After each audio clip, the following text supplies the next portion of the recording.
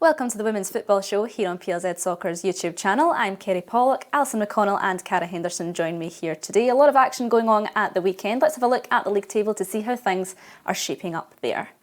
We've got Rangers at the top there, Hibernian in second, closely followed by Celtic, Hearts, Glasgow City and Motherwell all bunched together in that middle section. Seventh are Partick, Thistle, Aberdeen just below, and in the relegation zone we have Spartans, Montrose and Dundee United. Let's start with Rangers, back-to-back 9-0 wins. It's Queen's Park on Wednesday night, Alison, Montrose on Sunday. Maybe not their toughest opponents, but all the goals count at the end of the day. Yeah, and I think it just is helpful in setting a very early tone for the campaign. I think you could maybe look at the opposition and point to the chasm that exists between the two teams in terms of resources and quality. However, what you would have to say is that they've started with a bang. They've set a very early precedent, so they're not just banking points, but you can see them ramping up the goal difference too. And I think that's maybe a difference between this term and last term with Joe Potter's side, that they're not just going to be content to win a game and then sit back. You know, if they're an hour in and they know that the game's fairly comfortable, they're going to be relentless, they're going to keep going, they're going to just keep it on until the 90, 93rd, 94th minute, whatever that may be. And it's going to be interesting because I think what it does is it banks those points, it puts them in a very commanding position at the top of the table, and also it just lends a belief, a confidence and assurance all the way through that squad. Yeah, we spoke about her last week, Cara, Katie Wilkinson. She's setting a bit of a trend for herself, a hat-trick this weekend, and that's her scored at least once in every league game so far. Yeah, I mean, she looks like such a threat playing against her last week. She's physical, but she also is a complete fox in the box. You know, she's pretty much scoring every time it gets to her. So I think that's really good for Rangers because they've got so many different attacking options. That's not even considering Real Hardy as well. So really positive for them, and I'm sure Rangers will be absolutely delighted with the start she's made for them. I think that's what's been notable, that she's obviously been in amongst the goals. I think that's 11 goals now from her opening 4 games, so she's clearly in amongst it, but there are goals coming from all over the pitch and goals coming from a lot of different players. I think Rangers look as though they've got the bit between their teeth. I think what you're seeing is maybe a frustration from last term. I think there was a prevailing feeling within the Rangers camp that they should have won the title, that they allowed it just to slip from their grasp. That night against Hearts, just towards the end of the campaign, was their undoing, and I think you can sense by how they've started the season how much that's lingered, how much they're then keen to utilise that as a catalyst to go on and try and claim the title this season. We've seen it already we're just 3 games in, but do you think that Rangers will show another aggressive side to them already this season, considering how it ended last season? Yeah, I think so. I mean, that's been clear. They've been very ruthless up the top, and they've also not been letting them in as well, which is obviously key as well. So I think that they've definitely started how they mean to go on, and it'll be really interesting. Obviously, they've not played either Glasgow City or Celtic yet, so it'll be really interesting to see how that all shapes up as well. It was Motherwell 0, Hibernian 5. From one hat-trick to another, Kathleen McGovern made her first hat-trick for Hibs. I don't think Grant Scott could have hoped for a better start for her. It's been an incredible start from them as a club. I think sitting just in front of Celtic, I think, on points just because of the goal difference. A fantastic start, and again, I think what you talk about in the opening weeks is maybe just setting a tone. I think if you get off to a good start, it can just give you a real confidence throughout the squad. You're not playing catch up early doors. You're not in danger of becoming adrift. I think these early weeks can be so important. Hibs, of course, have great designs on getting back to 4th, I would say. You know, like really overtaking Hearts and being seen as a dominant force in Edinburgh, as they were for so long. I think, I know at the start of the season, I was in one of their press conferences and they were talking about trying to break the monopoly of the top 3. I think that's probably beyond them over the course of a full season, but the way that they've started is very interesting. And Hearts too, I don't think you can take anything away from Hearts either. Obviously, they lost midweek to Glasgow City, but they've had a pretty impressive start too. Do you think, Cara, that the likes of Hibs, Hearts and of course Partick Thistle can cause more upsets this season? I think so. I think that definitely the main thing with these games is that there's nothing to lose for, you know, the people, underdogs, as you would probably put it, against these top 3 teams. So I think there definitely comes a point, especially as the season gone, you saw it with us last year, that there are points to get, there are sort of you can challenge the top teams. I think it's very difficult. I think it will be difficult because just the resources they have, but it's been a very good start for Hibs, Hearts as well. They've been very clinical too. So I think it's definitely, and then I think obviously us, Motherwell and all the other teams, I think it would be silly for the top teams to become complacent as well against us. I don't think they will, but I think there's definitely always a risk that we can get points. I think challenging those top 3 as in try to steal one of their places probably is quite difficult though. And it was a 4-0 win for Celtic against Aberdeen. Another comfortable win for Alina Suduka's side. No one seems to really be challenging them so far, Ali. Yeah, it was interesting, a 4-0 win, and on paper it looks very comfortable, but I don't know if you saw her post-match interview. She was not happy at all, like not pleased at the performance.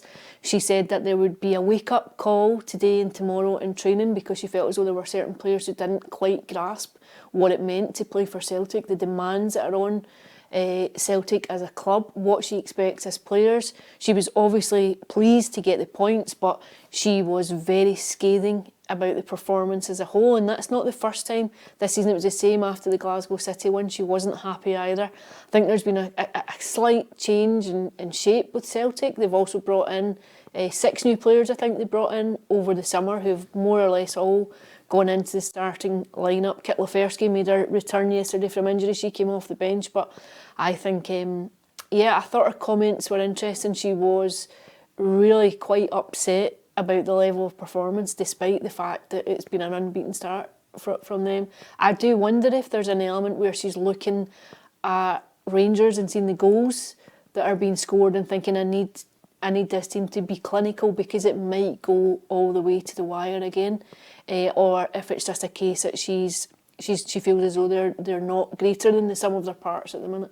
And they've got Hibernian next Friday night, Cara, which could shape up to be a really interesting game when you look at the form that Hibs are in just now. Yeah, I think that it'll be a really good game. I think that you want it to be as well. You don't want it just to be the top 3 teams that are taking points off of everybody, and then it only really matters the games themselves. I think that it'll be a good game, and I think though that if Celtic, have come off a poor performance and they're getting a rocket from their manager, I think they'll also be out though to prove a point. So it'll be a very good game. It shapes up to be interesting for sure. I thought it was interesting that she's come out. They have a title to defend.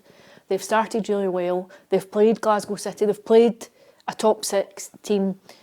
They've not dropped any points. It's been an unblemished start. I think a lot of the players that she brought in have made good contributions. I think they've come in, they've added to the squad, but I think it does tell you something about her when she's coming out and saying, I'm still not happy. I believe this squad can go up levels. Now, they also have the Champions League looming. Yes. They've got this mini tournament to try and get through when they go to Lithuania next week. I wonder if she's thinking, do we have the depth to cope with that? Like, we're going to be away and then come back and have domestic fixtures to fulfil. Should they go through, there's then another playoff round as well. I just wonder if she's thinking there's quite a gap between European level football, domestic level football, and need to get them up to speed before we're playing teams of this ilk. Do you think that the Celtic squad has that experience to play it at that level for Champions League? Obviously, their first experience of it came last season. They never got through, very unlucky, went out in the penalty shootout. They didn't manage to get through the initial qualification tournament stage. So the demand and the question now is, can you go a step further? I think they've brought in players with international experience, have brought in players with some Champions League experience, players who have been in that environment before, which could be crucial. I also think it will be helpful to them that they had a window into last season, that they got an opportunity to see what's expected. I still think there is a big difference between domestic and Champions League level.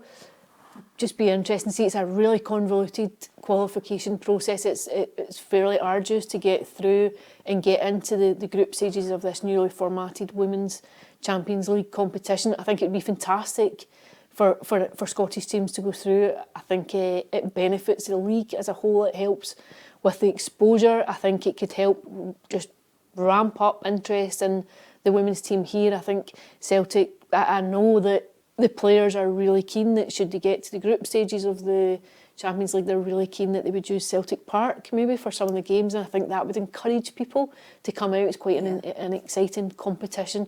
Whether or not they're able to go and make that qualification process remains to be seen, but certainly even on the financial return it could be very important for them. And Rangers, of course, facing Arsenal, they've got a really, really tough ask to get through. I think if you're looking at it realistically, Celtic would be the one that you think may get through. I think Rangers will find it very, very difficult to compete with a team of Arsenal's quality.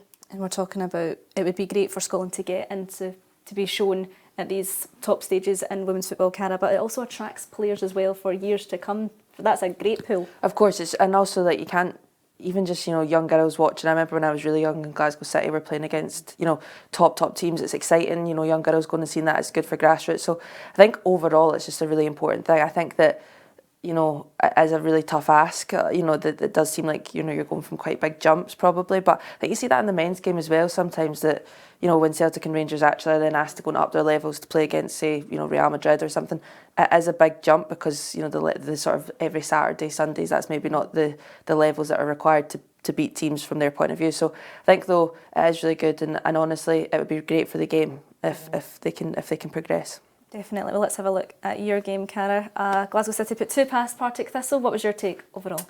I think from our point of view, we were actually disappointed at the end of the game. I think that we held a good account of ourselves over the 90 minutes. I think, though, again, we give a very good team a two goal lead, and then, I thought we were dominant in the second half. Obviously, they still had their chances, but I thought that, we obviously had the penalty shout. We get the penalty. Who knows what can happen with about 30 minutes left. So I think it was positives to take. We've got a big month coming up where there's probably more expectation on us to take points and get through the cup. So I think positives to take from playing City. Obviously Spartans, Partick and Rangers, and from our point of view, we kept the ball against a good team. We pressed them well yesterday. So I think disappointment not to get anything but positives to take. I have to say, I thought the penalty shout was a shocker.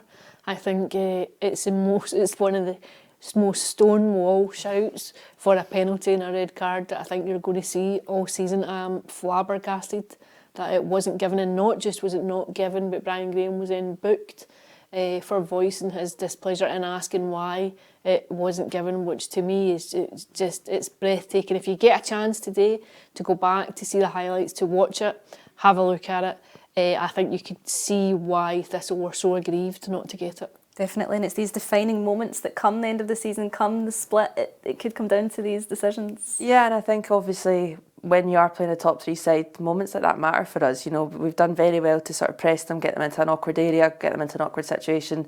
You don't get that, and as I said, with 30 minutes to play when we felt like we were on the front foot, who knows what's going to happen. Obviously they're a very good team, but down to 10 men potentially scoring a penalty, that changes everything. So I think it is disappointing, but I think actually as well, to strip back, look at ourselves, we still, we can't concede the 2 goals that we did, and probably we could have been more ruthless as well. So I think big decisions matter, but then I suppose when you take a step back, we've still got to look at ourselves too. Yeah, well, Hearts put 8 past Dundee United, 5 goal scorers on the score sheet for Hearts, Ali. It's always a bonus to have multiple goal scorers, and it's a trend we're seeing in a few teams so far this season. I think Eva Odd will be delighted with the start that they've made to the season. It's been very positive.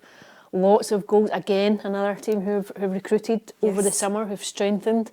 I think it's been a very impressive start. And again, what you've seen a change from last season is that they're killing teams off, that they're really going straight to the wire with games. They're very clinical. I think they were disappointed to drop points to Glasgow City midweek, but I think overall you would have to say a really impressive start from them. Queen's Park versus Spartans. Queen's Park picked up the first win of the season through Amy Robertson's goal in the 88th minute. Is there anything better, Cara, than a last-minute winner? No, and especially their first win, I think it was since 2014 or something like that in the top flight. So that they'll all absolutely be delighted with that, and I'm sure that I know some of the girls well, so I'm sure they were absolutely. They probably celebrated, really well after the game. So I'm delighted for them. I know Joyce, as I said before, very well as well, and they're a good team. And I think though it shows how competitive the bottom half is actually going to be too, especially with those relegation spots. I think it's really going to be really, every team has to. These points will matter. I think the head-to-heads against the teams round about you. So I'm sure they'll be absolutely delighted with that. Let's just have a reminder of what down at the weekend of the goals. There we have Aberdeen 0, Celtic 4, Partick Thistle 0, Glasgow City 2. It was Queen's Park 1, Spartans 0, Dundee United 0, Hearts 8, Motherwell 0, Hibernian 5, Montrose 0 and Rangers 9. And a quick look at what's coming up at the weekend as well. Celtic take on Hibernian, Hearts face Motherwell, Partick Thistle will face Aberdeen, Spartans, Glasgow City, Queen's Park, Montrose and Dundee United face Rangers. Ali, any there that stick out to you? Yeah, I think Celtic Hibs on Friday night is a huge one. I think just the start, something's got to give between the two of them. They've both started the season really well. As we were saying, Elena Suduka's not best pleased quite yet. She doesn't feel as though Celtic have hit their stride, but they'll be looking to get a win, I think, that would feel again for them like a bit of a statement win, as we spoke about after the Glasgow City game. But certainly they'll be looking for a better performance. Hibs, I think, will go full of confidence. I think Grant Scott's side will believe that they're capable, that they've got the quality of going and causing an upset. And I think you've got players like Kathleen McGovern, the back of a hat-trick at the weekend, going, they're confident. It'll feel like there's nothing to lose here. We'll have a go at Celtic and see where it takes us. Absolutely. Cara, another challenge coming up. Do you feel Thistle are still yet to hit their peak? I think that we've had a really tough start. I think that, you know, playing 3 top 6 sides, you know, hasn't been easy. But I think that, as I said, you know, going into this month, we've obviously got Firhill at the weekend, which is a huge incentive for us, getting to play, you know, back in Firhill, and it's free entry, and we're hoping to see as many people there as we can. I think we've got an exciting month coming up. You know, we're playing good teams, good challenges, but I think that, you know, we've got to take the points from them. I think it's a good challenge for us. I don't think that we can sort of let up in any way. And I think in terms of the peak, I think that there is a lot more to come from us. Yeah, I think we've learned a lot from these games. I think that it's actually told us more about what we've got, what we need to learn on. And yeah, it's a really exciting month for us, as I said, and we can't wait for Sunday. Yeah, lots of exciting football to come at the weekend. As Cara said, get yourself along to Firhill, free entry. Hope to see big numbers there. So we'll be back next weekend with some more action to look forward to. Thanks for watching.